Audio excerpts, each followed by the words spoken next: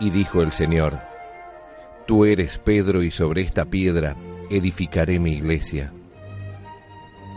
El Santo Padre, Benedicto XVI, en su aprobación y promulgación del compendio del Catecismo escribió: Agradezco infinitamente a Dios nuestro Señor el haber dado este catecismo por mi venerado y amado predecesor, el Papa Juan Pablo II.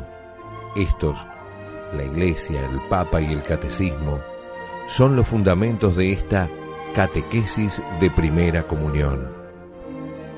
En nombre del Padre, y del Hijo, y del Espíritu Santo. Amén. Ave María Purísima, sin pecado concebida. Bienvenidos, queridos amigos, a nuestro curso para padres y catequistas de primera comunión.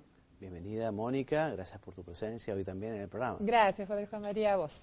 Bueno, y ya hoy en nuestro programa número 31, estamos avanzando en la historia sagrada.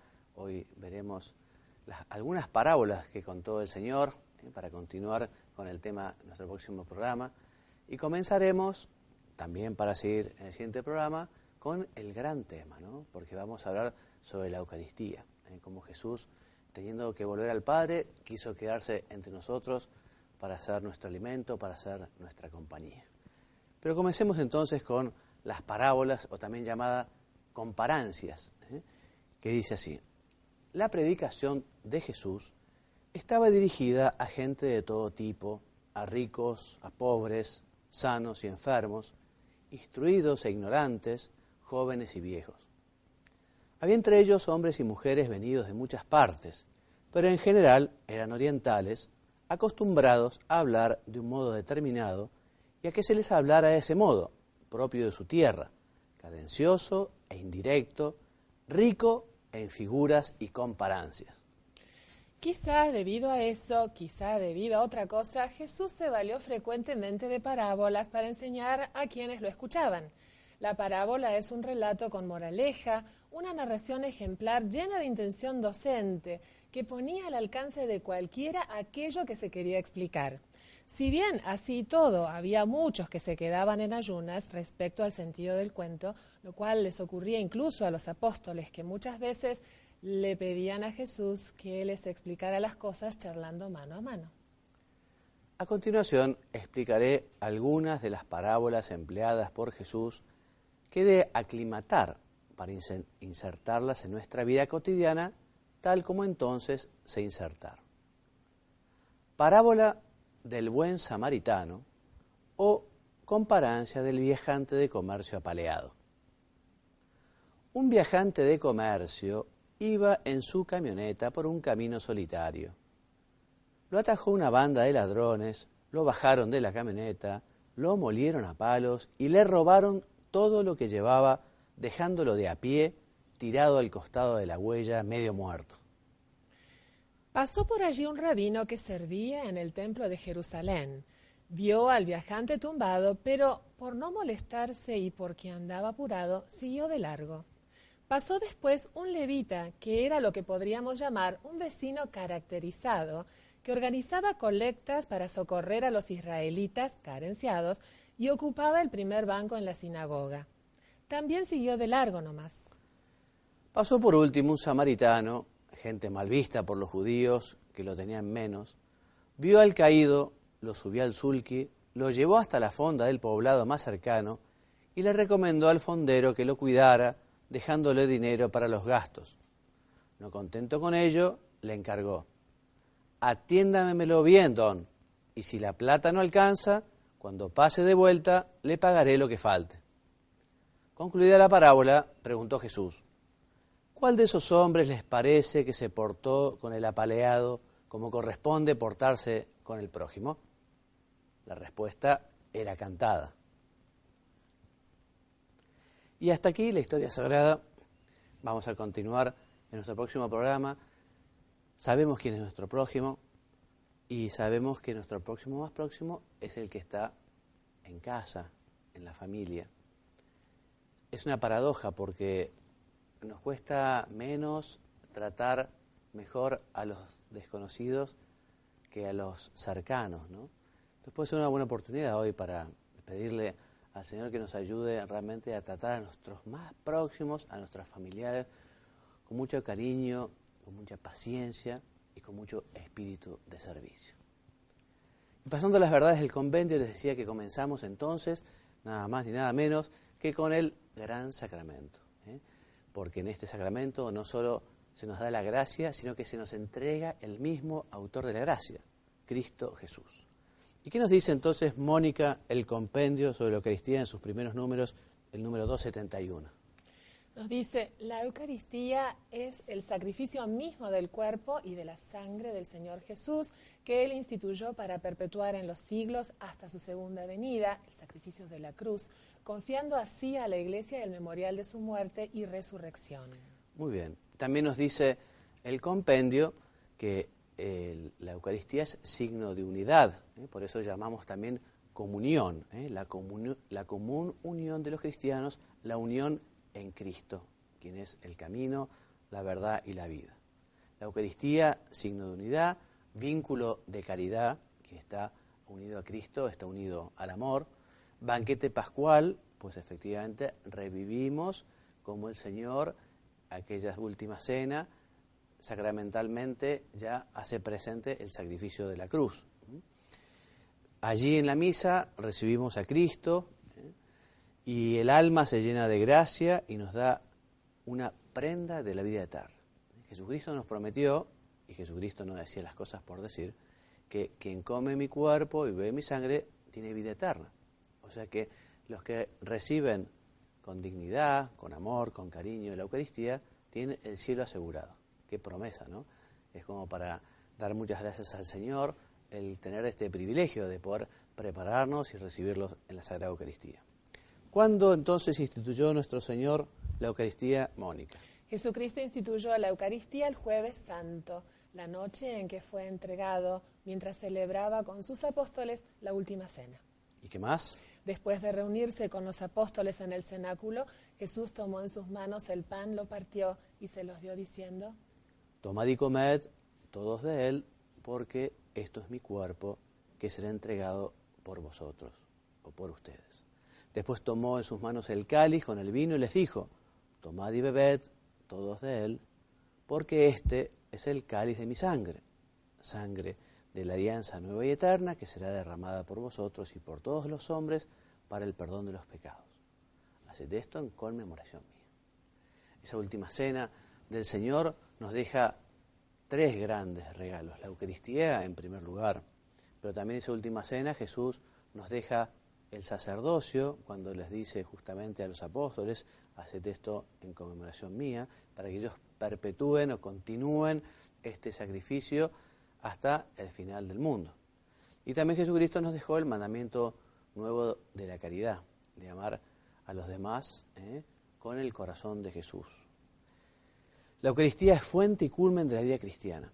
La Iglesia vive de la Eucaristía y cada cristiano debemos vivir de la Eucaristía.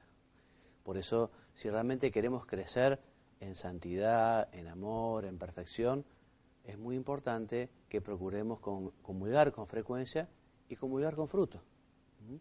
Si nos preparamos para esa comunión, nos preparamos teniendo el alma limpia a través de una confesión frecuente, si nos preparamos para la comunión con la oración, entonces esa comunión realmente será como la semilla que cae en tierra buena y da mucho fruto. Por eso la devoción de la comunión frecuente es lo mejor que podemos recomendar los sacerdotes y lo mejor también que puedan hacer los fieles, comulgar con frecuencia, recibir a Jesús con su cuerpo y con su alma. Entonces, en la Eucaristía alcanza su cumbre la acción santificante de Dios sobre nosotros, porque lo decíamos recién, no solo recibimos la gracia, recibimos al autor de la gracia, a Cristo mismo. La Eucaristía contiene todo el bien espiritual de la gracia, el mismo Cristo, nuestra Pascua. Expresa y produce la comunión en la vida divina y la unidad del pueblo de Dios. Y nos enseña también el compendio del Catecismo que mediante la celebración eucarística nos unimos a la liturgia del cielo y anticipamos la vida eterna. Porque efectivamente en cada misa está presente la Trinidad Beatísima, la Santísima Virgen de modo particular, las almas del purgatorio, los ángeles, se une el cielo y la tierra en la Santa Misa.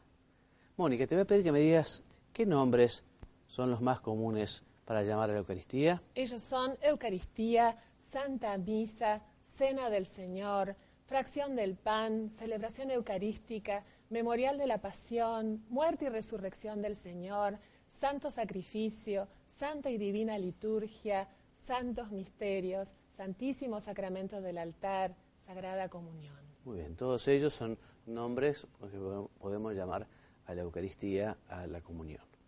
Nos cuenta el compendio que en la Antigua Alianza la Eucaristía ya fue anunciada, ¿no? Sobre todo en la Cena Pascual que celebraba cada año el pueblo elegido para recordar la salvación que alcanzaron de Dios, la salvación de la opresión del pueblo egipcio, ¿no? Entonces se acordarán ustedes que Dios les dijo al pueblo que se prepararan para salir, ¿no? Y que comieran aquella comida de esa manera tan rápida y pronta, y eso que se renovara.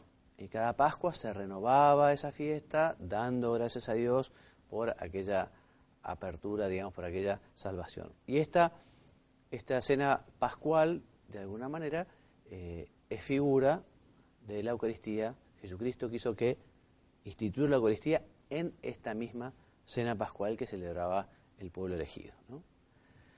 Jesús anunció la Eucaristía, se acordarán ustedes, lo cuenta Juan en su capítulo 6, anuncia y dice, bueno, quien come mi cuerpo, quien no come mi cuerpo, y a partir de ese momento muchos se fueron. Se acordarán ustedes que entendieron bien lo que Jesús predicó, porque a partir de ese momento muchos se fueron.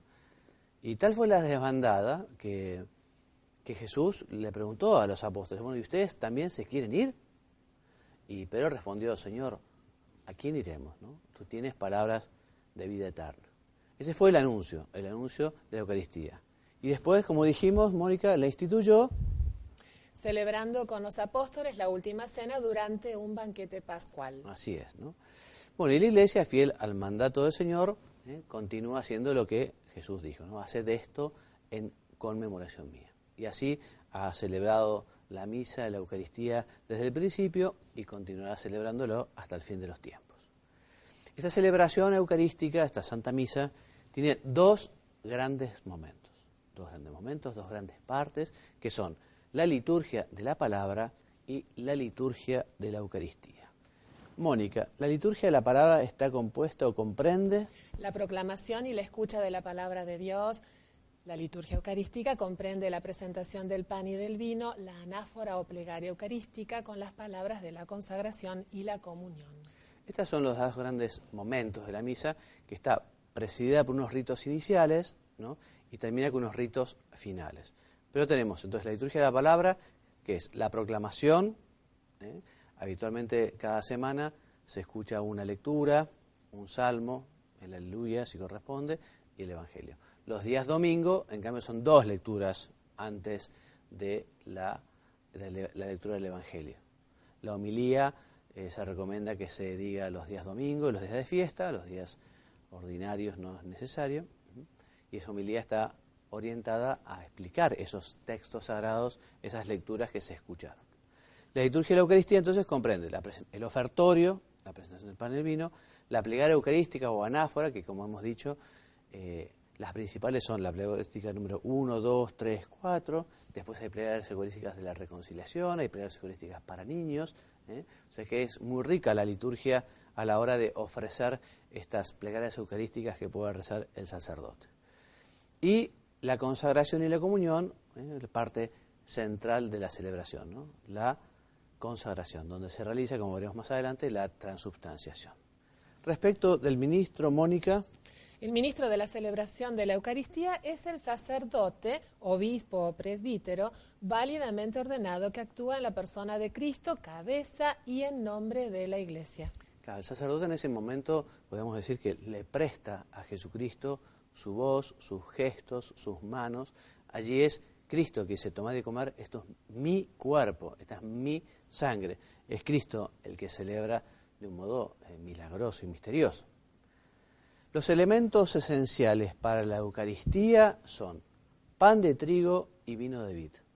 son esenciales para la validez del sacramento, tan esenciales que si se consagrara un pan que fuera de cebada o de centeno, allí no habría Eucaristía, no habría transubstanciación. Si se consagrara un vino que no es debido, un vino de manzana, por ejemplo, la sidra, bueno, allí no hay Eucaristía. O sea que son esenciales para la validez. El sacrificio de la cruz y la Eucaristía son un único sacrificio. O sea, es como si se actualizara, como si reviviéramos, como si nos retrotrayéramos en la historia y estuviéramos presentes allí en el Gólgota presenciando la muerte de Jesús. Evidentemente, en la Eucaristía, en la misa, no hay derramamiento de sangre, es incruento el sacrificio, pero es la misma víctima, se ofrece al Padre por los pecados de los hombres, aquí lo dice el compendio, la misma víctima y el mismo oferente, solo es distinto la manera cruenta en la cruz e incruenta en la Eucaristía. También la Eucaristía se ofrece por los fieles vivos, especialmente rezamos por el Papa, por el Obispo, por todos los fieles, rezamos por los difuntos, que es lo mejor que podemos hacer, ofrecer sufragios por las almas que están en el purgatorio, pedimos también para la conversión de los pecadores, para que vuelvan a Dios, y todo tipo de beneficios espirituales y también materiales. También la Iglesia, repetimos, del cielo está unida a esta ofrenda de Cristo. Por eso Jesucristo, Mónica, está presente en la Eucaristía de un modo verdadero, real y sustancial, con su cuerpo y con su sangre, con su alma y su divinidad. Así, verdadera, real y sustancialmente, con su cuerpo, con su sangre, con su alma y su divinidad. El mismo Jesús que nació en Belén, el mismo Jesús que predicó, el mismo Jesús que padeció en la cruz, de un modo muy misterioso. Pero allí está Cristo todo entero, Dios y hombre. Y permanece, ya lo veremos, en la Eucaristía, mientras exista la sustancia de pan y mientras exista la sustancia de vino, está Cristo allí presente. ¿Qué significa, Mónica, transubstanciación? Significa la conversión de toda la sustancia del pan en la sustancia del cuerpo de Cristo y de toda la sustancia del vino en la sustancia de su sangre. Cambio de sustancia, total. Esta conversión se opera en la plegaria eucarística en el momento de la consagración. Sin embargo, permanecen las especies, sigue teniendo el mismo color, el mismo olor, la misma textura. Cuando fraccionamos la hostia, no fraccionamos a Cristo, Cristo está en cada una de las partes de la Eucaristía. Y como les decía, esa presencia continúa mientras subsistan las especies eucarísticas. Y hasta aquí esta primera parte sobre la Eucaristía. Continuaremos en nuestro próximo programa para dejarle a Mónica la palabra y que nos dé algunos de sus consejos para padres y catequistas. Gracias, Padre Juan María. Sí, apelemos al sentido común. Vamos por el encuentro número 31 y hace aproximadamente en 20 me habrán escuchado que los animo, aliento y casi exhorto a ustedes catequistas a que inviten a otros potenciales catequistas a colaborar, ¿no?, en la viña del Señor. Pero quise compartir hoy algo que no es un tema menor, es un tema muy importante y es que hay que apelar al sentido común. Es decir, cuando uno está casado, hay que respetar los deberes de Estado, ¿no? Cuando estamos casados, el cónyuge se debe fundamentalmente a su cónyuge, hijos y familia, en ese orden. Entonces, voy a poder dedicarme a colaborar en temas de la Iglesia en la medida que pueda y siempre consensuando en casa con mi marido o con mi esposa, que ninguna de las dos partes se sientan afectadas. Siempre tiene que haber un acuerdo de partes, ¿no?, para poder trabajar tranquilos y felices y ser solidarios, y que nos hace muy felices. A los que somos catequistas realmente disfrutamos mucho de ser solidarios y de poder ayudar a co-crear este reino de Dios, ¿no? Pero recordemos eso siempre, todo dentro de las posibilidades. Conocemos quienes estamos en este ámbito tan lindo, casos de matrimonios que se han sentido un poquito dañados por uno u otro, porque tal vez sin querer y pretendiendo amar a Dios por sobre todas las cosas, se olvidaron que están casados y esa responsabilidad no se puede soslayar. Si estamos casados, nos debemos, repito, a nuestro cónyuge primero, hijos y familia. Entonces, los temas de la parroquia, de la iglesia, van a tener su lugar, porque cuando Dios quiere algo, si estás destinada a hacerlo, lo vas a hacer. Pero llegado su momento y no te sientas con culpas, ¿sí? Así que, quería simplemente esto brevemente que lo tuviéramos presentes. Muy bien, que es muy concreto y que es de sentido común, porque efectivamente la caridad empieza por casa, así que primero la familia. Evidentemente la familia también será generosa para tratar de ayudar a que el papá o la mamá puedan dedicar ese tiempo a la catequesis, pero lo primero es lo primero, lo segundo es lo segundo. Exacto. Muy bien, Mónica, gracias. Y entonces continuamos con la instrucción del misal romano, y vamos viendo ahora algunas normas generales para las formas de la misa y concretamente algunos detalles, ¿no? Hoy veremos la veneración del altar y evangeliario, luego veremos un poquito qué es la genuflexión y qué es y otras maneras, digamos, de comportarse en la misa, como es la inclinación de cabeza. Empecemos por la veneración del altar. Saben ustedes que el altar representa a Cristo, ¿no? Cristo, cuando el sacerdote besa el altar, está besando a Cristo, ¿no? Y es muy importante que ese beso del sacerdote sea un beso de amor, ¿no? Y no sea un beso traidor, como el de Judas, ¿no? Mónica, ¿qué dice entonces la instrucción? Según la costumbre. Según la costumbre tradicional, la veneración del altar y del evangeliario se expresa con el beso. ¿Y qué más?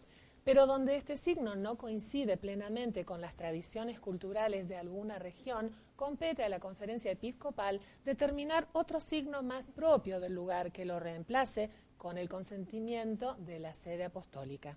Sí, supongo que en algunos lugares, no sé, en Japón, por ejemplo, la máxima veneración es una inclinación, ¿no? Y entonces quizás sea de esta manera. Yo realmente no sé cómo es en otros lugares, pero en la Iglesia latina es el beso que damos al altar y al evangeliario, que aquí ven la foto del Papa Benedicto.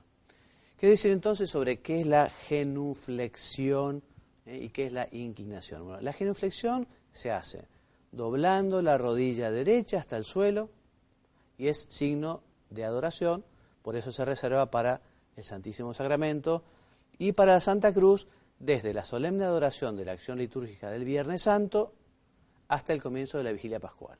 Todos habrán visto cuando se deja la cruz, ese Viernes Santo, corresponde a hacer una genuflexión frente a ella. También en la misa el sacerdote celebrante hace tres genuflexiones, ¿no? Por un lado, después de la elevación de la hostia, después de la elevación del cáliz, y después del Cordero de Dios, el sacerdote hace una genuflexión ante el Santísimo. Si el sagrario con el Santísimo Sacramento está en el presbiterio, al comenzar la Santa Misa, el sacerdote se dirige al Santísimo con una genuflexión y cuando se retira de la Santa Misa también lo hace con una genuflexión. De lo contrario, a no ser que entren procesionalmente, no se hace la genuflexión. ¿Qué pasa con los ministros que llevan la cruz procesional y los cirios? Entonces, en lugar de genuflexión, hacen una inclinación de cabeza. Esta inclinación es signo de reverencia y el honor que se tributa a las personas o a sus signos. Hay dos clases, además de inclinaciones, es decir, de cabeza, inclinación de cabeza e inclinación de cuerpo. Mónica. La inclinación de cabeza. La inclinación de cabeza se hace cuando se nombran juntamente las tres divinas personas y al nombre de Jesús, de la Santísima Virgen María y del santo en cuyo honor se celebra la misa. Eso lo hace el sacerdote durante la misa, esa inclinación de cabeza. ¿Y la inclinación de cuerpo, Mónica? La inclinación del cuerpo o inclinación profunda se hace al altar en las oraciones. Purifica mi corazón y acepta, Señor, nuestro corazón contrito. En el símbolo a las palabras que fue concebido, en el canon romano a las palabras te pedimos humildemente. La misma inclinación hace el diácono cuando pide la bendición antes de la proclamación del Evangelio. Entonces supongo que se darán cuenta, ¿no? En la misa, inclinación de cabezas, al pronunciar la Santísima Trinidad, una inclinación de la cabeza. En cambio, la inclinación del cuerpo es todo el cuerpo que se inclina. Son dos tipos de reverencias, manifestaciones de amor, de cariño, de humildad, de adoración, ¿no? Bien, el sacerdote además se inclina un poco en la consagración, como vemos en la foto, cuando profiere las palabras del Señor, también está inclinado para decir las palabras de la consagración de pan y vino. Respecto de la incensación, entonces la incensación se expresa la reverencia y oración como lo indica la Sagrada Escritura. El incienso puede usarse ad libitum, o sea, si uno quiere, en cualquier misa, durante la procesión de entrada, al comienzo de la misa para incensar la cruz y el altar, en la procesión y aclamación del Evangelio, una vez puesto sobre el altar el pan y el vino para incensar las ofrendas de la cruz, ¿no? En esos momentos se puede incensar como manifestación de reverencia. El sacerdote, cuando pone incienso en el turíbulo, lo bendice con el signo de la cruz sin decir nada, y antes y después de la incensación hace una inclinación profunda a las personas o al objeto que va a incensar. Por eso cuando en la misa se incensa al pueblo, también todos ellos se ponen de pie. Bueno, y a continuación explica cómo cuando es el Santísimo se hacen con 3 movimientos, ¿no? En cambio, cuando se hacen las reliquias de las imágenes con 2 movimientos, en fin, algunos pequeños detalles, ¿no? El altar se incensa con un único golpe y si se puede caminar, irá alrededor del altar incensándolo. Bueno, respecto de las purificaciones, sabemos que hay que purificar los vasos sagrados al final de la Santa Misa, ¿no? Y un detalle que nos dice hacia el final, para tener en cuenta, es que si por casualidad se cae una hostia o una partícula, bueno, se recogerá con reverencia, y si cae algo de vino, se pondrá agua en el lugar, y luego se dejará en el sagrario ubicado ahí en la sacristía. Bueno, y hasta acá nuestro programa de hoy. Dios mediante continuaremos entonces con las parábolas y hablando de la Eucaristía en el programa siguiente. Muchas gracias por habernos acompañado. Me despido dándoles la bendición. Que Dios los bendiga y los haga muy santos. Amén. Y dijo el Señor: Tú eres Pedro, y sobre esta piedra edificaré mi iglesia. El Santo Padre, Benedicto XVI, en su aprobación y promulgación del compendio del Catecismo escribió: Agradezco infinitamente a Dios nuestro Señor el haber dado este catecismo por mi venerado y amado predecesor, el Papa Juan Pablo II. Estos, la Iglesia, el Papa y el Catecismo, son los fundamentos de esta catequesis de primera comunión.